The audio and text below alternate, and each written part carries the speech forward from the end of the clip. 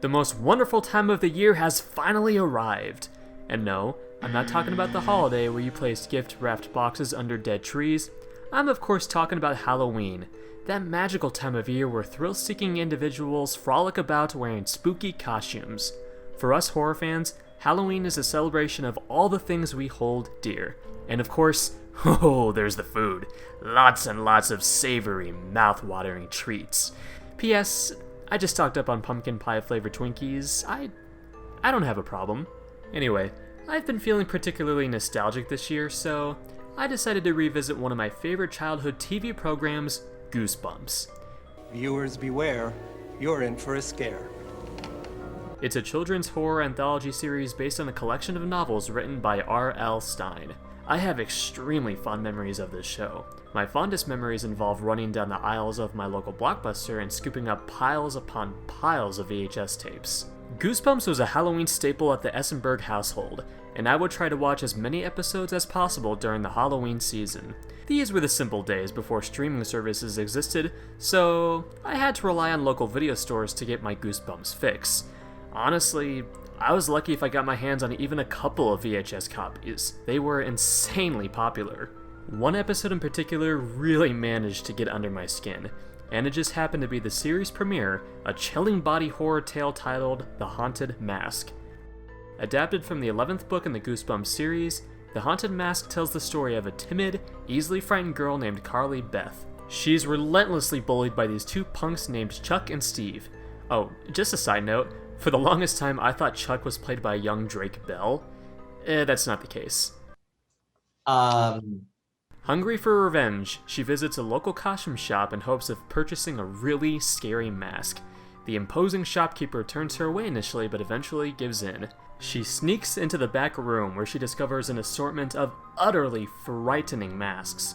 The shopkeeper refuses to sell the masks, which prompts a desperate Carly Beth to grab one and run out of the store. On Halloween night, Carly Beth begins her rampage of terror. She feels empowered by the mask and acts on her most violent impulses. Well, violent for a kid's show at least. She scares innocent trick-or-treaters and even lashes out at her best friend on numerous occasions. Her sweet-sounding voice also becomes much more gravelly and demonic, as if another personality has taken over completely. Hey, Noah!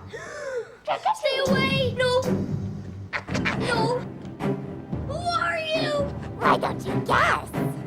After successfully scaring her tormentors, she returns to her friend's house and attempts to remove the mask. Unfortunately, she discovers that the mask won't come off and has essentially fused itself onto her body like a parasite, straight out of a David Cronenberg body horror flick.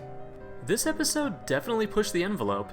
I distinctly remember sitting uncomfortably on the couch while watching it on my tiny Zenith television. I was so mortified by what I was seeing, I didn't even touch the pile of snacks I had next to me. And then when it was over, I could feel my heart beating rapidly inside my chest. I had braved other Goosebumps episodes over the years, including Night of the Living Dummy and Werewolf in Fever Swamp, so what was it about this particular episode that frightened me so much? First off, it touches upon such themes as bullying and physical insecurities. Carly Beth was a sympathetic character I sadly related to. I wasn't the most popular kid in school, so I knew what it was like to be an outcast, with people targeting your emotional weaknesses and looking for every opportunity to torment you. There's a scene early on where the bullies place a live worm into Carly Beth's sandwich. This sort of prank was something I myself endured on the playground at school, so it definitely made me feel a bit queasy. In addition, it always hurts to see children acting so cruelly towards one another. And it broke my heart seeing a humiliated Carly Beth flee from the scene in terror. Relating to the story's protagonist is one thing, and it's a large reason why this episode unnerved me so greatly. Now, let's move on to the supernatural side of things. The mask itself has a pretty chilling design, complete with a bulbous head and pointed fangs. It wouldn't look out of place in a Stephen King photo op. Now, the idea of something so evil taking over your identity is scary in and of itself. Now, imagine it literally latching itself onto your body, transforming you into some hideous, deformed monster. The mask takes over both mentally and physically. Huh, kid stuff, right?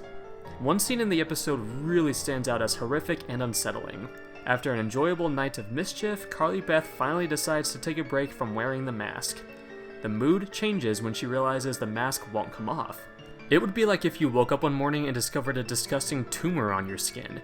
You might be able to remove it, but not without causing severe damage to your body. Actress Catherine Long really sells Carly Beth's panic here. The fear in her voice sounds real and legitimate. I don't care, Sabrina. I'm freaking out here. Look. One more try, and then we'll ask my mom to help cut it off. Okay. She becomes so exceedingly desperate, she actually contemplates cutting the mask off with a pair of scissors.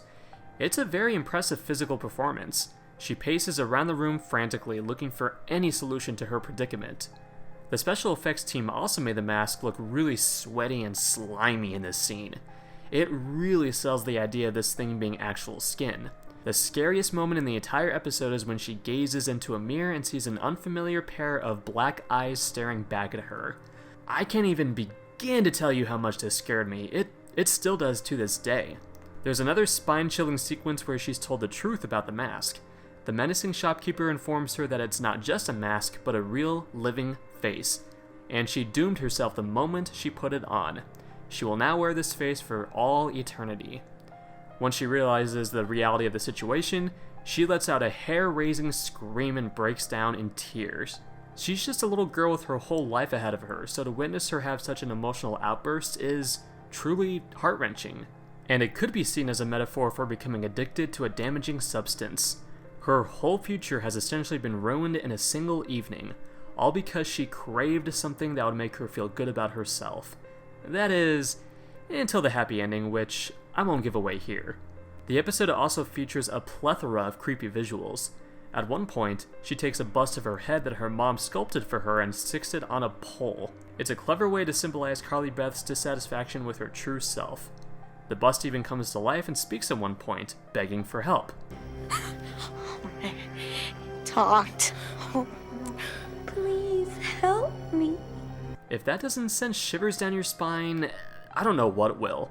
The episode still affects me as an adult, albeit in a much different way. At the time, I was too young to understand the themes of the story, how you should appreciate who you are and not overlook all the positive qualities you have to offer. It's an empowering message that serves as a wholesome reminder to appreciate what you already have. Does it still scare me? I would say the answer is a resounding yes. There are definitely some cheesy aspects of the episode. Some of the visual effects look a bit corny, and the feel-good message at the end can be seen as overly saccharine, but the body horror elements are undoubtedly strong, and as mentioned, I did relate to the main character's dilemma as a kid, so yes, I would say it still manages to get under my skin all these years later. Now, one thing I did acquire over the years is a potent love for Halloween masks. I usually try to put them on display every year for Halloween. I just adore collecting them, and I'm sure I'll continue doing so for years to come. After all, in the words of Ben Stein's character from The Mask, we all wear masks metaphorically speaking. Thank you so much for joining me in my discussion of The Haunted Mask. Are there any Goosebumps episodes that managed to frighten you, either as children or adults? Leave your comments down below, boils and ghouls, and be sure to subscribe to my channel, Round the Clock Frights, for more horrific content. Halloween is just around the corner, horror fam. Let the festivities begin.